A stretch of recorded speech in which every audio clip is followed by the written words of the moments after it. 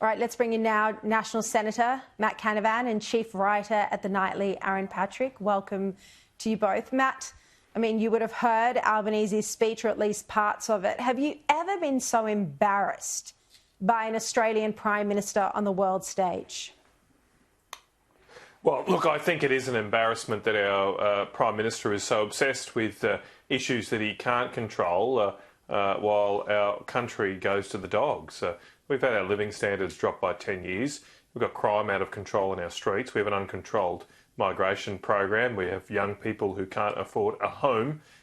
Things are just not working like they used to, and the big priorities of the Albanese government are to solve Middle East peace and change the temperature of the globe. I mean, the bloke that couldn't cut our power bills by $275 thinks he's going to solve a century-long dispute about boundaries in the borders in the Middle East and solve climate change. I mean, what planet does this guy live in? I mean, I think he should have really travelled to Mars rather than New York, because that seems to be where his head is at the moment. So, I mean, really, he's gone to his head, the election victory. Yep. And as your editorial said, he's now just following his pet projects from these university days rather than focus on the practical issues that are facing Australians. Yeah, if only we could send him to Mars. Aaron, you've written an article in The Nightly on how the Albanese government has recognised a Palestinian state, and yet it tells Australians not to go there because of terrorism and kidnappings. Yeah, well, look, this week the Department of Foreign Affairs and Trade put out a travel notice saying don't go there because it's really unsafe, it's really unhealthy, particularly if you're gay. If sleeping with a person of the same sex is a serious crime, what they call treason, or working with the enemy, which is cooperating with Israel, is punishable by death. That's in cases where Sharia law is enforced, and other cases just isn't enforced. So while the Australian government is recognising the state of Israel, the Australian government is telling people recognising the state of Palestine, we're telling people the state of Palestine is not a safe place to live in or visit. I know the hypocrisy.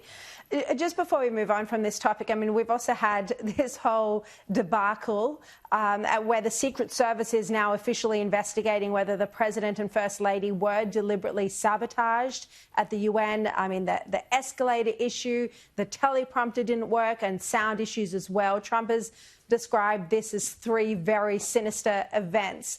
I mean, Matt, and it does look like this is too much of a coincidence for the escalator to stop working while he's on it. But this would be very petty if this was a deliberate attempt by bureaucrats at the UN to target Trump. Well, look, it is an amazing set of coincidences if that's what it proves to be, for all of those things to go wrong. Look, you can understand the President's anxiety here, given he has faced two threats on his life in the past year. Obviously, something like being stopped on an escalator is somewhat of a security breach, so you can understand why he wants to get to the bottom of it. I don't know about cutting Donald Trump's teleprompter off, though. I'm not sure if that's the smartest idea. I always find him someone who speaks better ad lib than he does off a script. So, and he certainly didn't hold back to the United Nations the other day. So if that was an intentional act, I think it might have backfired on them. Yeah, and he would have had a printed out version of his speech, of course. Aaron, the President has also unveiled a new presidential walk of fame at the White House, and this has caused a big controversy because they've replaced Joe Biden's image with a picture of that auto pen that Biden was criticised for using. I mean, Aaron, this is a bit unkind, isn't it? It's pretty mean, Sharri. You know, look, yes, it's petty. It's in line with how the Trump administration fight politics. On the other hand, though, it's a little bit troubling that this mechanical device was used to sign potentially really important documents, including pardons.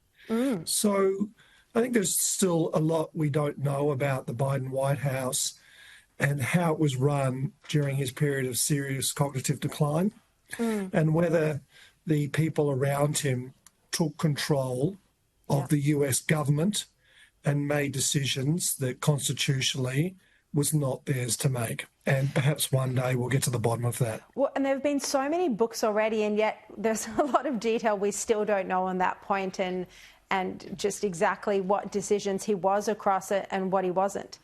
Now, I know we've been speaking about this a lot this week, but Andrew Hastie is arguing for policy change on many areas, immigration and manufacturing, but he's been criticised for it. He does insist, though, that it isn't a leadership play. Have a look.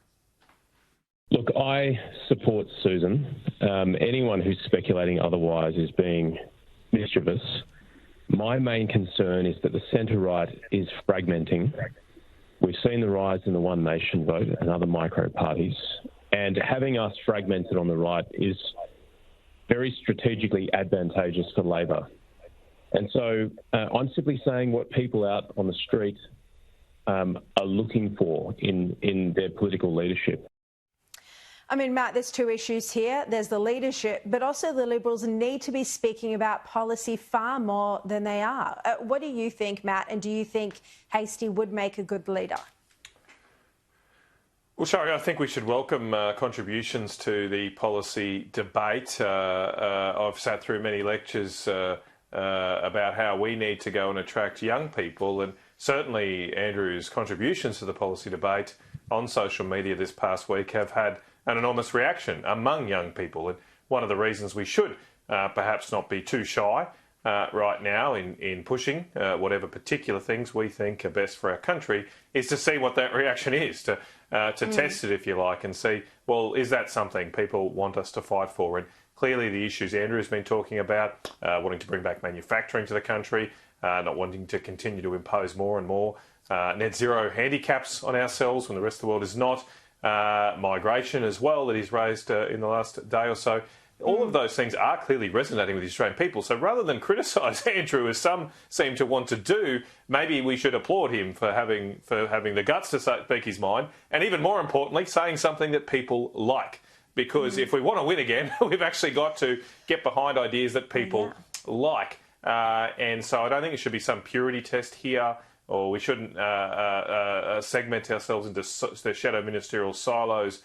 We should encourage people like Andrew. And you asked me, could he be leader? Well, I think he is already a small L leader of the Liberal and National parties. We should encourage him to do what he's doing, because he's clearly building a big following, and we'll need that. What do you mean by that, small L leader? Well, he's not the leader, of course, but he's a leader in terms of policy development. He's a leader in terms of ideas. I've seen him lead in the party room in contributions. Even, I remember in his first few months, he made an enormous impact on a particularly contentious policy debate that I can't disclose because it was in the party room, but he's always shown those leadership qualities from day one. That's not surprising, given his background in leadership in our defence forces. So, look, he already plays a very significant role in our team. And as I say, we should encourage good performers like Andrew to get out there and perform. That's the only way we're going to win. Yeah, well, no question, there's a vacuum at the moment, and the Liberals and you as well, not you personally, Matt, but the Nats as well, the coalition needs to be coming out with strong policies,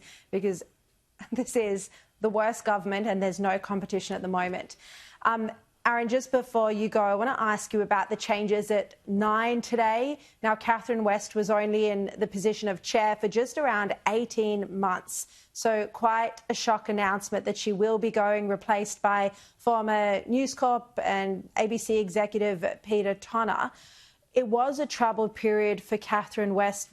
We put pressure on her over several issues, including that hush money payment related to Nick McKenzie. Aaron, what has happened here?